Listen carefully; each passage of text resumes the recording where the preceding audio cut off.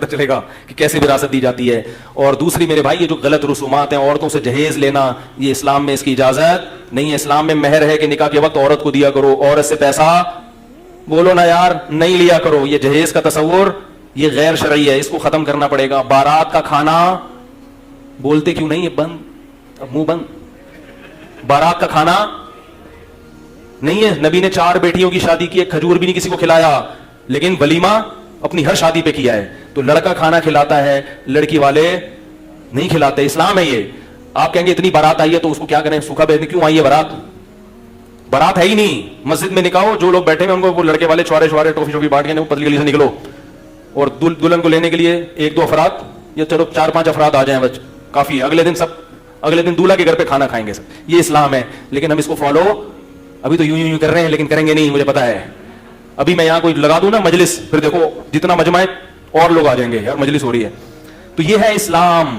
اسی طرح جب آپ نے کنوارے لڑکے کے لیے بھی دوستیاں لگانا حرام ہے, اور شادی شدہ کے لیے زیادہ حرام. کنوارا لڑکا زنا کرتا ہے, اسلام نے 100 کوڑے رکھے ہیں, لیکن شادی شدہ آدمی زنا کرتا ہے تو اسلام نے کیا کہا ہے, زمین میں گاڑ کے اس کو پتھروں سے مار کے ہلاک کر دو. یہ حلال گوشت کے ہوتے ہوئے حرام بدبو کی طرف دیکھو. ایک طرف سور رکھا ہو, آپ غیر ملکی ممالک میں جاؤ, کچھ بھی کھانے کو نہیں مل رہا, پھر آپ نے سور کھا لیا تو یہ بھی غلط ہے. لیکن ہم کہیں گے یار کچھ مل نہیں رہا تھا, لیکن ادھر ایک برگر ٹکے رکھے ہوئے ہیں بڑے بہترین گائے کے حلال گوشت کے, اور ادھر سور رکھا ہوا ہے, پھر بھی سور میں ہاتھ مار رہا ہے, یہ قابل معافی نہیں ہے. جبریل نے دیکھا نبی صلی اللہ علیہ وسلم جب معراج پہ گئے تو آپ نے دیکھا کچھ لوگ صاف ستھرا گوشت رکھا ہے اور وہ چھوڑ کر کیڑوں والا بدبودار گوشت کھا رہے ہیں. آپ نے پوچھا جبریل سے کہ یہ کون لوگ ہیں؟ نبی نے فرمایا یہ وہ لوگ ہیں جو حلال بیوی کو چھوڑ کر طوائفوں کے پاس جاتے تھے, حرام عورتوں کے پاس جاتے تھے. یہ وہ ہے جن کو یہ عذاب دیا جا رہا ہے. اور آپ صلی اللہ علیہ وسلم نے معراج کی رات میں دیکھا کچھ لڑکے, کچھ لڑکیاں, کچھ مرد, کچھ عورت ننگے بدن آگ میں جل رہے ہیں. ننگے بدن, مرد اور عورت ننگے اکٹھے آگ میں جل رہے ہیں. جب آگ کے شعلے اوپر جاتے تو وہ بھی اوپر جاتے. نبی نے جبریل سے پوچھا یہ کون لوگ ہیں؟ جبریل نے فرمایا یہ آپ کی امت کے زنا کرنے والے مرد اور زنا کرنے والی عورتیں. اللہ نے زانی کو بھی برہنہ کیا اور جس سے زنا کیا تھا اس کو بھی ننگا کر کے دونوں کو آگ میں پھینک دیا ہے. اور یہ پوری جماعتیں ہوں گی, کیونکہ زنا 2-4 لوگ نہیں کر رہے, بہت لوگ کر رہے ہیں. اللہ کی آگ ٹھنڈی نہیں ہے میرے بھائی, اللہ کے لیے اتنی بڑی آگ بھڑکانا کوئی مشکل نہیں ہے. لَأَمْلَأَنَّ جَهَنَّمَ مِنَ الْجِنَّةِ وَالنَّاسِ أَجْمَعِينَ. اللہ نے کہہ دیا میں جہنم کو انسان اور جنات سے بھر دوں گا, تو انہی لوگوں سے جہنم بھرے گی.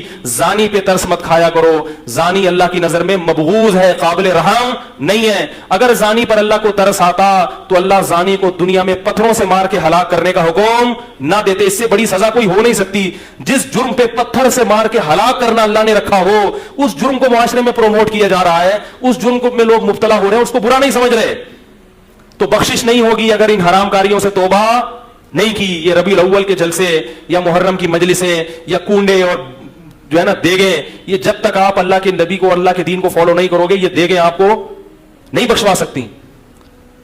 تو میرے بھائی میں بھی دل میں نیت کرتا ہوں, آپ بھی نیت کریں, اللہ ہمیں ان جرائم سے سچی توبہ کی توفیق نصیب فرماتا.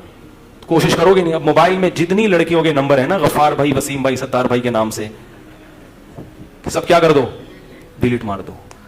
ان کو بول دو مجھ سے دوبارہ رابطے کی کوشش نہ کریں. میں شریف آدمی ہوں, اپنے بارے میں نہیں کہہ رہا, میں کیا ہوں یہ تو اللہ ہی جانتا ہے, اور یہ سب باتیں میں اپنے لیے بھی کر رہا ہوں. سب ڈیلیٹ کر دو. بولے ہم شریف لوگ ہیں, خاندانی لوگ ہیں, ہم نکاح کر کے رہنا چاہتے ہیں, کسی کی بیٹی کو عزت کے ساتھ گھر لائیں گے, بیوی بنائیں گے, اس سے اولاد ہوگی, اس طرح ہم زندگی بسر کرنے کے عادی ہیں. اس طرح تیار ہو تو میں آ رہا ہوں ابا کو لے کے آپ کے گھر میں. اب یہ بات مولوی لوگ نہیں کرتے, یہ کھا جاتے ہیں. کیا خیال ہے, یہاں کیا کرتے ہیں ڈنڈی بھائی, حلال آپشن بھی رکھا ہے اللہ نے. تو اگر آپ کے گھر والے ایگری ہیں تو میں آ رہا ہوں. وہ کہیں گے نہیں پہلے انڈرسٹینڈنگ ہو جائے ذرا. آپ بولے انڈرسٹینڈنگ, یاد رکھو گورے پتہ کیا کرتے ہیں انڈرسٹینڈنگ کے چکر میں, بچے بھی ہو جاتے ہیں ان کے, ایک دوسرے کو 25 سال سمجھتے ہیں, وہ سمجھنے کے بعد شادی ہوتی ہے اور 1 مہینے میں طلاق ہو جاتی ہے.